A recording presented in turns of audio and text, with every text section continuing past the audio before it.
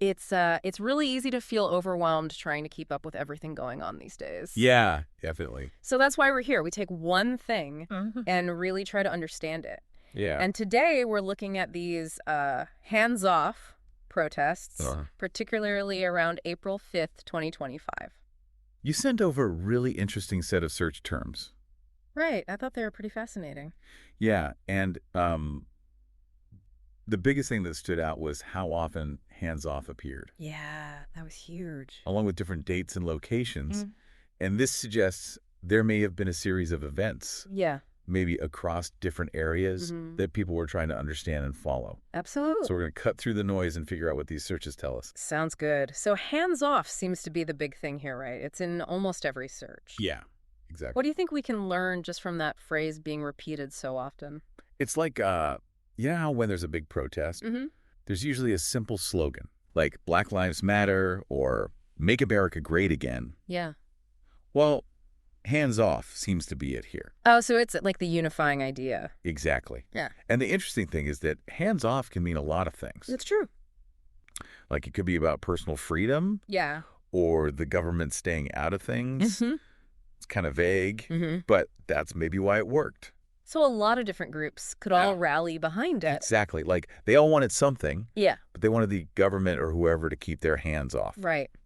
And then there's this one date, April 5th, that pops up constantly. Right. April 5th. Like protest April 5 and April 5th protest and even D.C. protest April 5. Yeah. Looks like something big was planned for that day.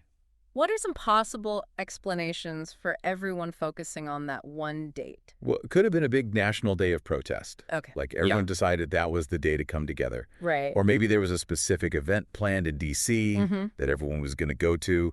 Or maybe it was the anniversary of something important. Oh, so maybe something happened on April 5th in the previous year and Right. they were commemorating it? Yeah, maybe. Got it. We don't know for sure from these searches. Speaking of D.C., it looks like that was a pretty important location. Oh, definitely. There are tons of searches for D.C. protest and hands-off D.C. Right. I mean, D.C. is the center of power in the U.S., so it makes sense that people would go there to protest. Yeah. But we also see searches for near me, Boston protest, Chicago protest. Oh, interesting. So it wasn't just D.C. Yeah, it looks And people were interested in protests closer to home, too. Right, and even a specific zip code, 50501. So that's hyperlocal. Yeah, very localized. Yeah. So we also see Trump protests and anti-Trump protests. Oh, yeah. That's interesting. So at least some of these hands-off protests had something to do with him. Definitely. Seems like at least some people were protesting against him, or maybe some of his policies. Right.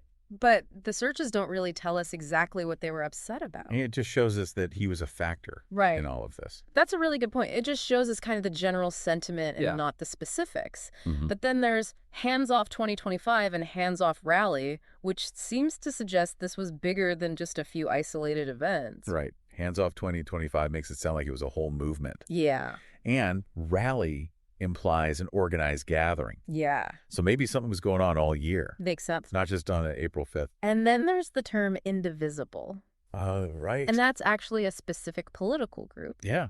Indivisible. They're known for being very active. Yeah. Very grassroots. Yeah. And locally focused. What do you think their involvement tells us about these protests? Well, indivisible usually pops up when there's something specific they want to stop. Okay. Like a law or a policy they think is bad. Right. So maybe they were part of these hands-off protests because they saw it as a way to push back against something. Interesting. Yeah, it's fascinating. It is.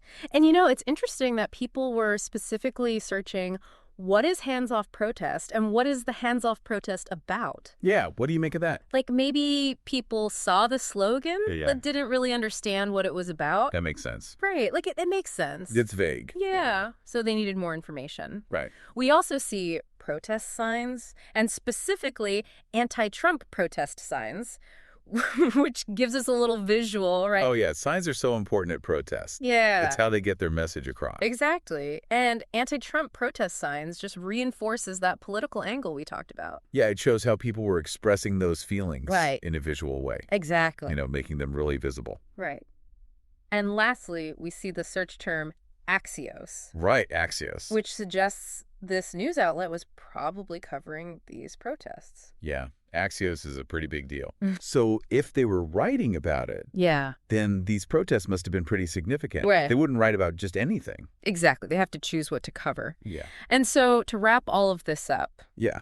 these searches paint a picture of these widespread hands-off protests, Yeah. especially around April 5th, 2025, with a lot happening in D.C. Right. And some of them were definitely connected to opposition to Trump, Definitely. and maybe even involved that indivisible group. Could be. But the specific issues behind all of this are still kind of a mystery. Exactly. We have some of the pieces, Yeah. but not the whole puzzle. We've got the when and the where. Yeah. And some of the who. Right. But the why is still unclear. Exactly.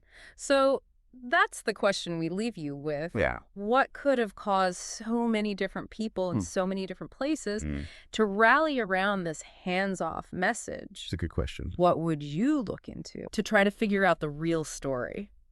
I'd want to look at what was happening politically back then. Oh, yeah, good point. What were the big debates? What laws were being proposed? Right. I bet that would give us some clues. Yeah, absolutely. Well, this was a really interesting deep dive. Yeah, definitely. I think we uncovered a lot. Yeah, me too. Thanks for joining us today. Thanks for having me. We'll see you next time for another deep dive. Sounds good. Bye. Today is your lucky day. Today is the day that our $3 website works for you, paying you directly to your PayPal daily. Imagine $3 ongoing continuous payments to your PayPal account. Imagine falling asleep and waking up to $300 in your PayPal account. How would this make you feel? How could this help you? What bills could you pay? What kind of fun could you have? What does that retirement look like now? All for a one-time payment of $3. This website is DFY done for you, fully built and completely hosted, and never stops collecting payments for you. You have spent $3 on coffee on a regular, but that coffee won't help you create multiple streams of income. Click the link below.